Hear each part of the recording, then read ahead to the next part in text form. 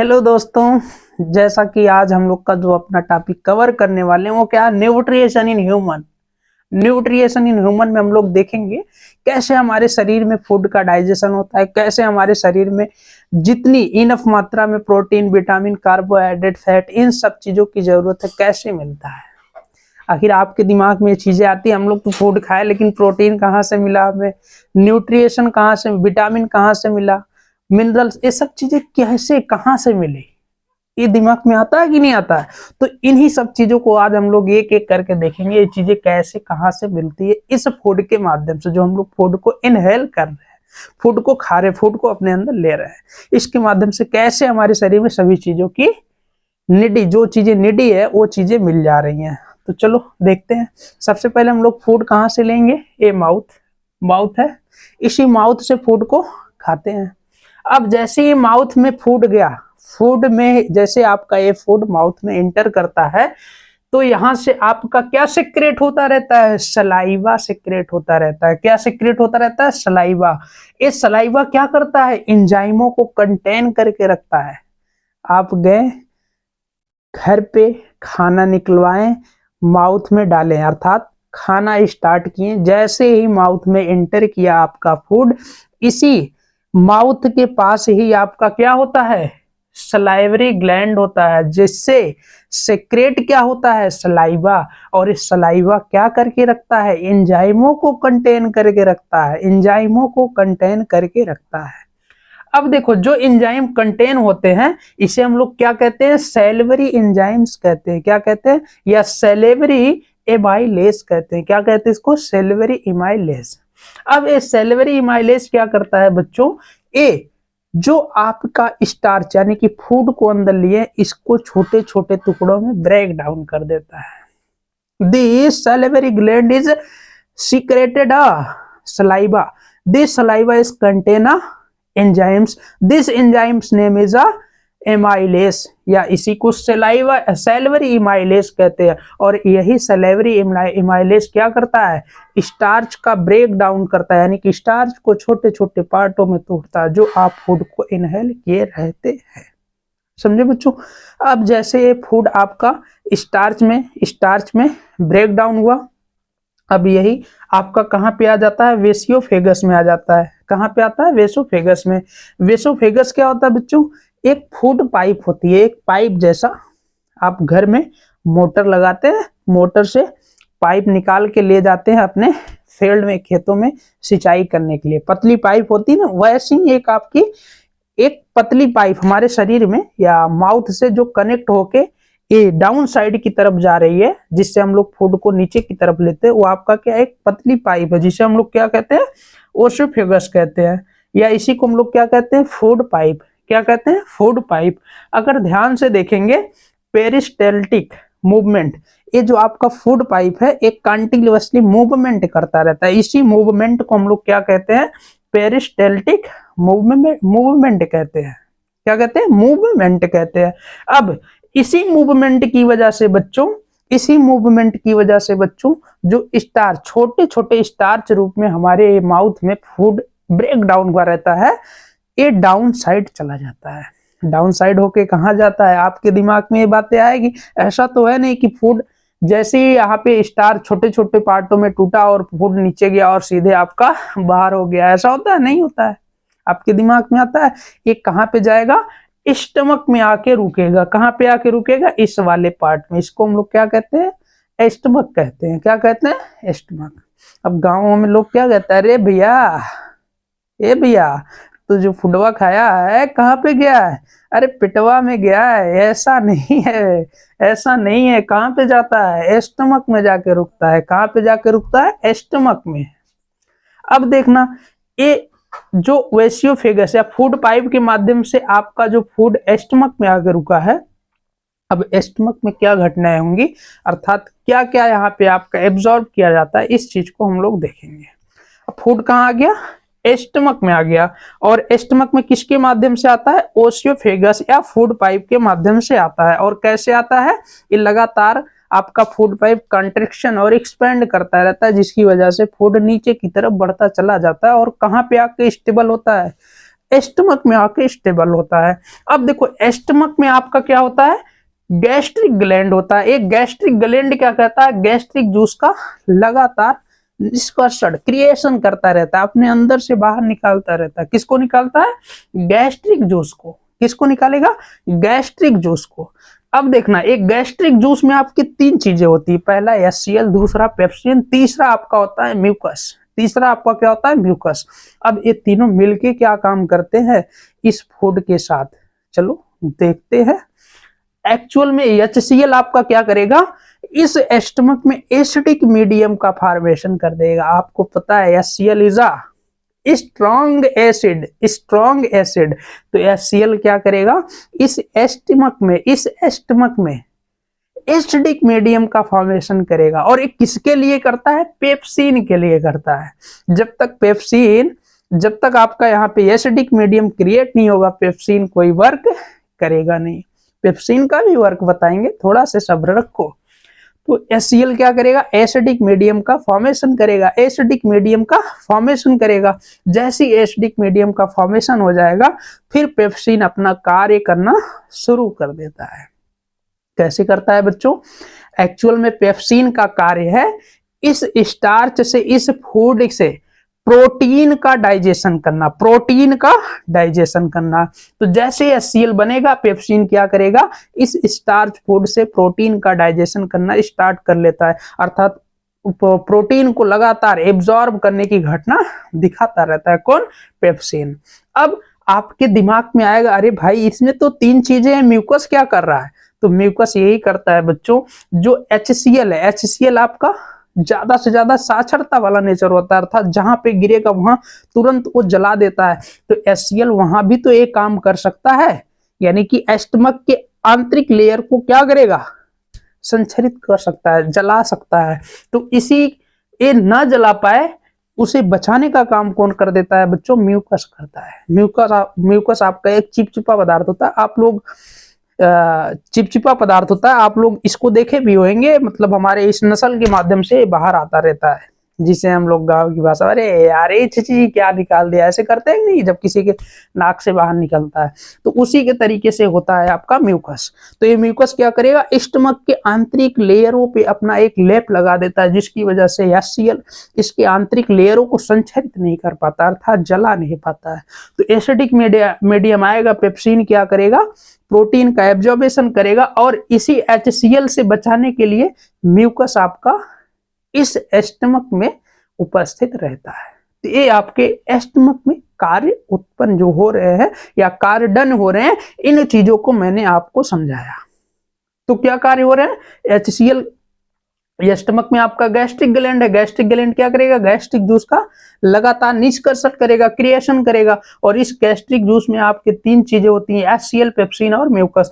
HCl का काम क्या है, एसिडिक मीडियम का फॉर्मेशन करना, और एसिडिक मीडियम जैसे फॉर्मेट होएगा, पेप्सिन क्या करेगा, इस स्टार्च, इस फूड से प्रोटीन का एब्जॉर्बेशन करने लगेगा। और प्रोटीन के एब्जॉर्बेशन के साथ साथ म्यूकस का काम क्या होता है, म्यूकस इस एस्टमक के आंतरिक लेयर पे, इंटरनल लेयर पे अपना एक लेप लगा देता है, जिसकी वजह से HCl इस एस्टमक के आंतरिक लेयर पर कोई आघात पहुंचा नहीं पाता है। ये तीनों के कार्य होते हैं इन एस्टमक में।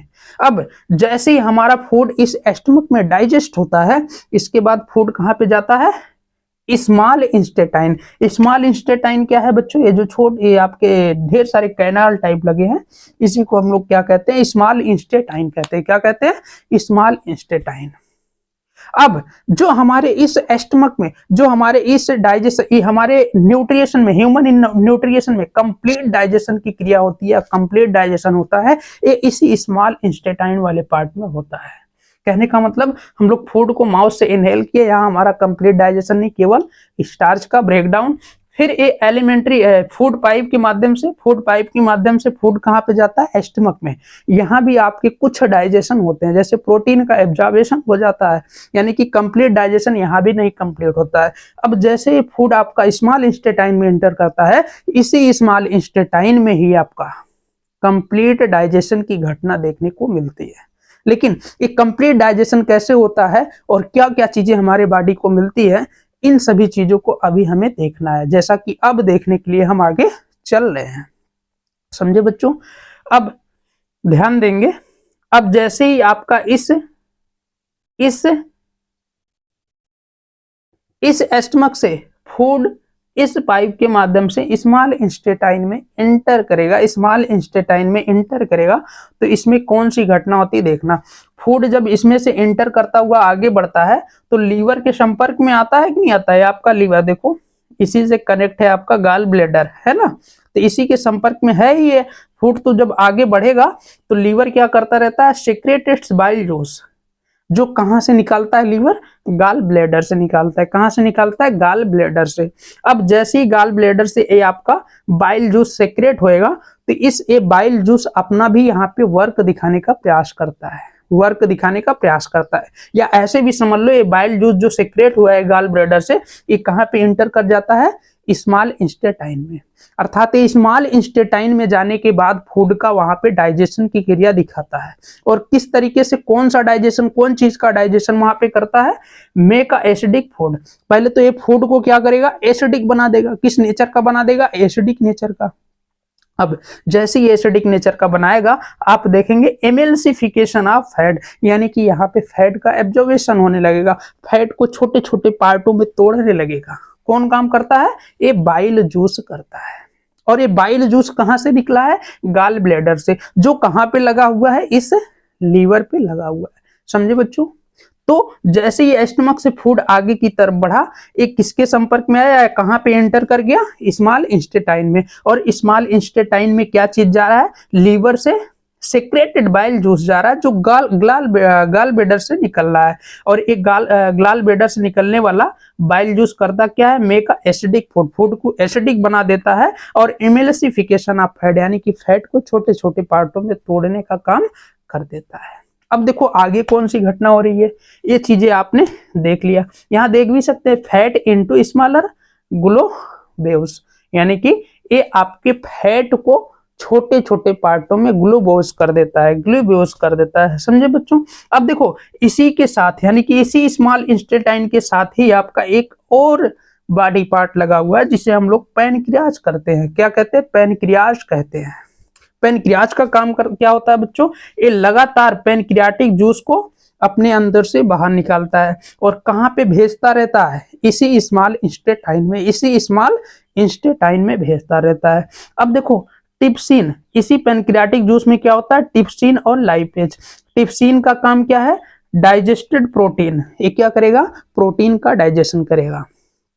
जस्ट शुरू करने से पहले आपके दिमाग में ये आ रहा था कि जो हमने फूड खाया, इस फूड के माध्यम से कैसे हम लोग प्रोटीन, विटामिन, मिनरल्स, कार्बोहाइड्रेट, इन सब चीजों को फाइंड आउट कर रहे हैं। अब दिमाग से धीरे धीरे गायब हो रहा है, कैसे फाइंड आउट किया जाता है। आपने देखा प्रोटीन का डाइजेशन कौन कर लेता है, पेप्सिन कर लेता है। कहां पे करता है, स्टमक में करता है।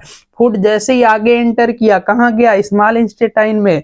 यहाँ पे प्रोटीन का डाइजेशन कौन कर ले रहा है, ट्रिप्सिन कर ले रहा है। ट्रिप्सिन कहां से मिल रहा है, पैनक्रियाटिक जूस से मिल रहा है। पैनक्रियाटिक जूस कहां से आ रहा है, पैनक्रियाज से आ रहा है, जो आपका स्मॉल इंस्टेटाइन से लगा हुआ है और स्टमक के नीचे बैठा हुआ है। समझे बच्चों। अब ये आपके दिमाग से गायब हो रहा होगा कि प्रोटीन और विटामिन कैसे हमारे शरीर को मिलते रहते हैं, तो इसी तरीके से मिलते हैं। तो लाइपेज का काम क्या होता है बच्चों, break down emulsification of food, या इस जो मतलब हमारे स्मॉल इंस्टेटाइन में फूड एंटर किया है, इसी का इमल्सिफिकेशन करता रहता है, यानी कि फूड को छोटे छोटे पार्टों में टूटता रहता है या तोड़ता रहता है।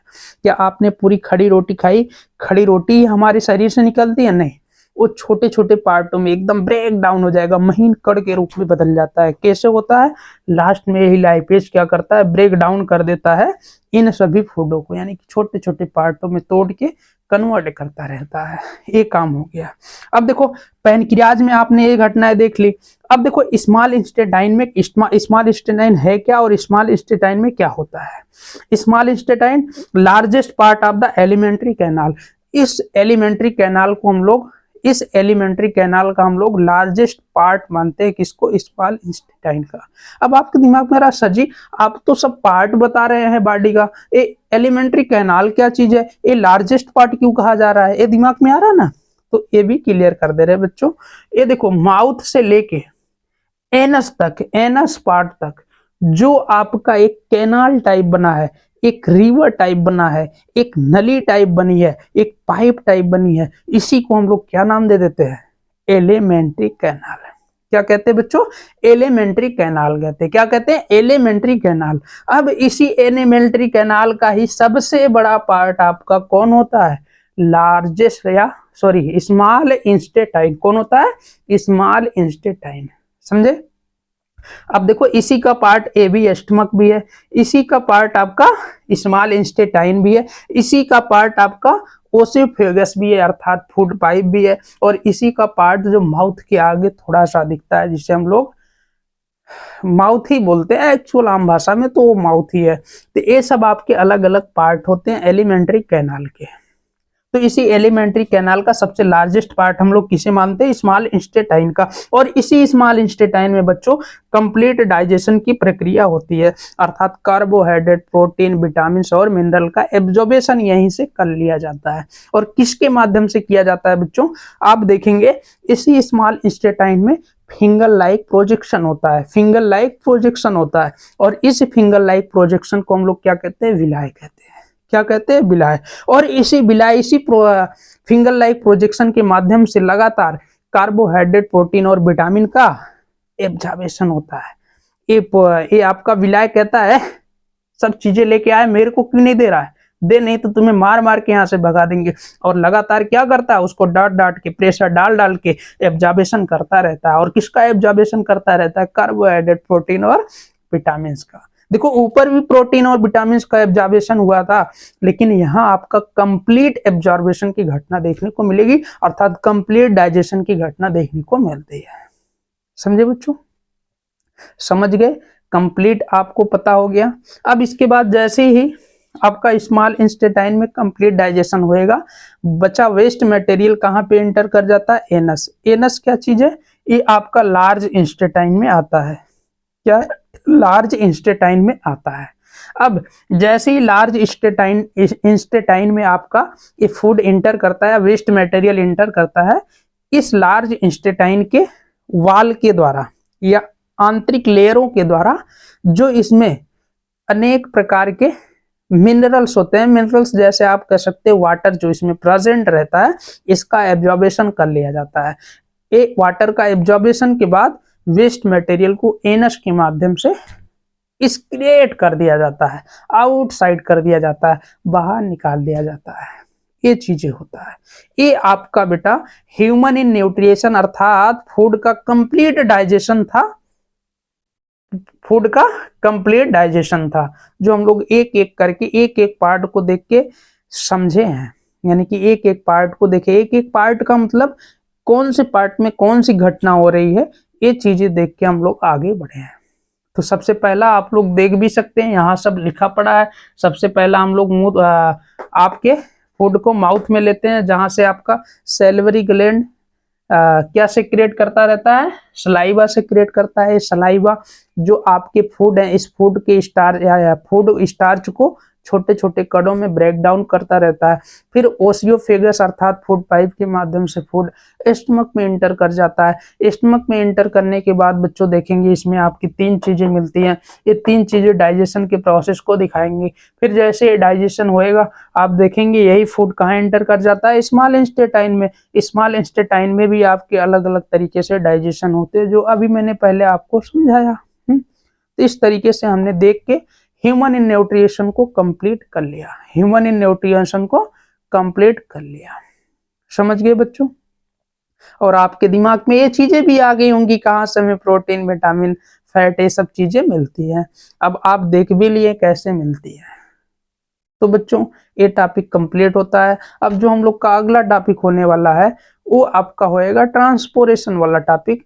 कैसे हम लोग ये जो फूड को एब्जॉर्ब करवाया, यानी कि प्रोटीन, विटामिन, इन सब चीजों को एब्जॉर्ब किए, ये कैसे हमारे पूरे बॉडी में रन करता है। ऐसा तो है नहीं फूड एब्जॉर्ब कर लिया वहीं एक जगह रखे रहेगा, एक जगह तो रखता नहीं है। ये पूरे बॉडी में क्या करता है? ट्रांसपोर्ट करता रहता है, अर्थात भेजता रहता है। तो ये कैसे भेजेगा, अब इस ट्रांसपोर्टेशन वाले टॉपिक में हम लोग कवर करने वाले हैं। तो बच्चों अगर वीडियो अच्छा लगे तो आप इसे लाइक करेंगे, शेयर करेंगे और साथ साथ कंप्लीट वीडियो को वॉच करेंगे। अगर एक बार में ना समझ में आए, 2 बार 3 बार देखेंगे, ये 100% मैं गारंटी लेता हूं आप इन टॉपिक को कभी स्किप नहीं कर पाएंगे। हमेशा आपके माइंड में एक कहीं ना कहीं बैठ जाएगा और आप इस टॉपिक के मास्टर भी हो जाएंगे। तो बच्चों वीडियो को ज्यादा से ज्यादा वॉच करें, शेयर करें, लाइक करें और आप लोग के लिए बेस्ट टॉपिक।